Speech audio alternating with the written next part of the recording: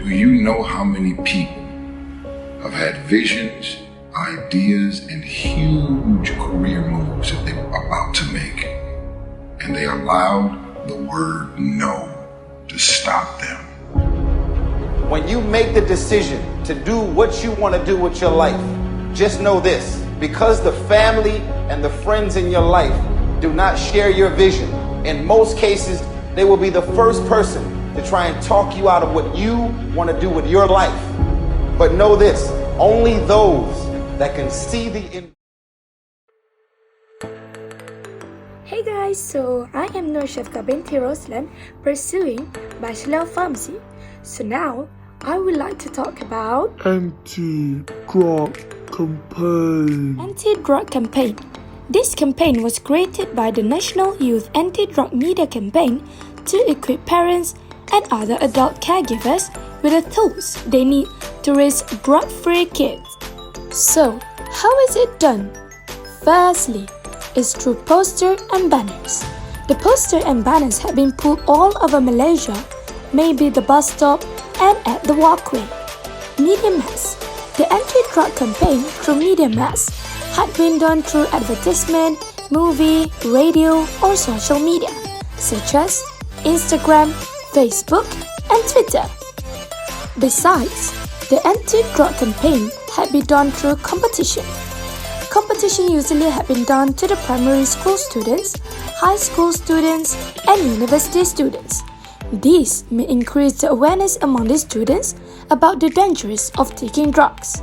Motivation talk. The government should organize a motivation talk publicly and add some interesting activities to them. This may attract them to join the campaign.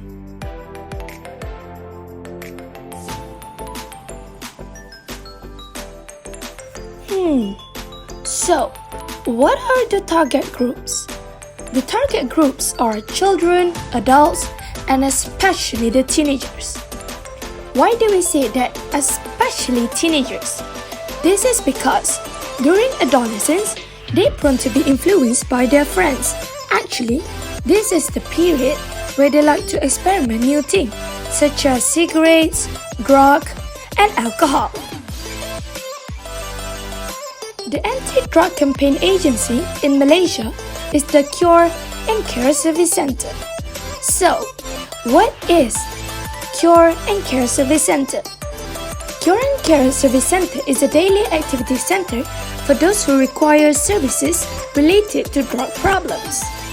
So, what is the purpose of establishing the CCSC?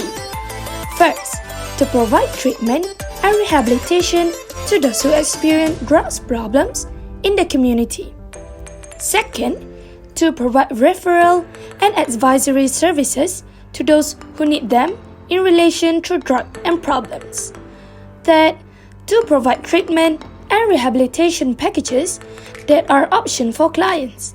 And fourth, to provide service based on the concept of caring. And the last one is to provide prevention, affiliative, and intervention service.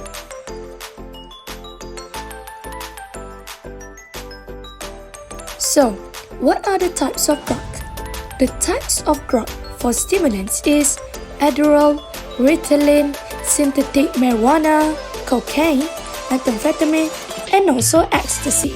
For depressant is Propanol, barbiturates, Xanax, Valium, and benzodiazepines. The drugs for hallucinogens that cause really high hallucination is such as LSD, psilocybin, mescaline, DMT, and ketamine.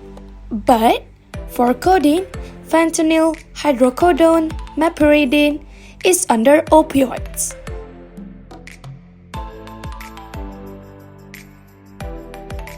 Wow, that's quite a big amount.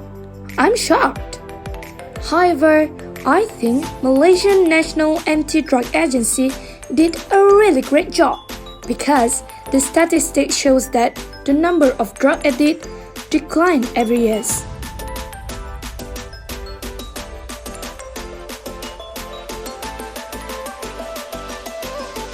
Firstly, is to feel good. Drugs can produce intense feelings of pleasure. This initial euphoria is followed by other effects, which differ with the types of drug use. For example, with stimulants such as cocaine, its high is followed by feelings of power, self-confidence, and increased energy. In contrast, the euphoria caused by opioids, such as heroin, is followed by the feelings of relaxation and satisfaction. Next is to feel better. Some people who suffer from social anxiety, stress, and depression start using drugs to try to feel less anxious. Stress can play a major role in starting and continuing drug use as well as relapse in patients recovering from addiction. The third one is to increase their performance.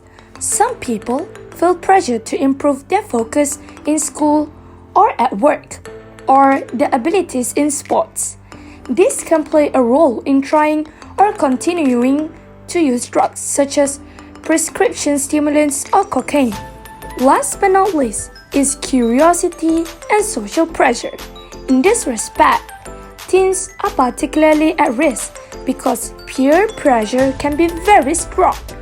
Teens are more likely than adults to act in risky or daring ways to impress their friends and show their independence from parents and social rules.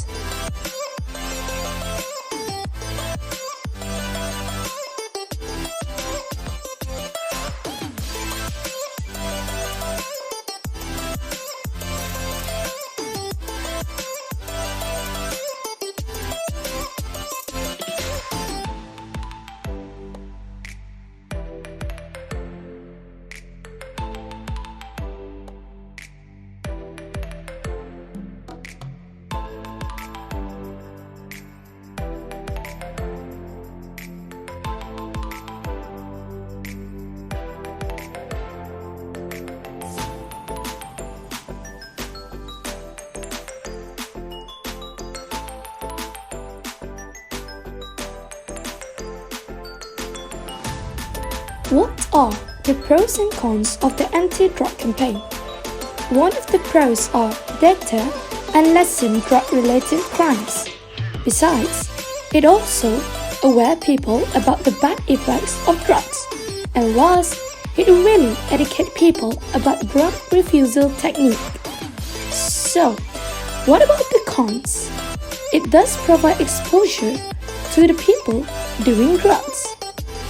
It also does change people's mindset in consuming medicines.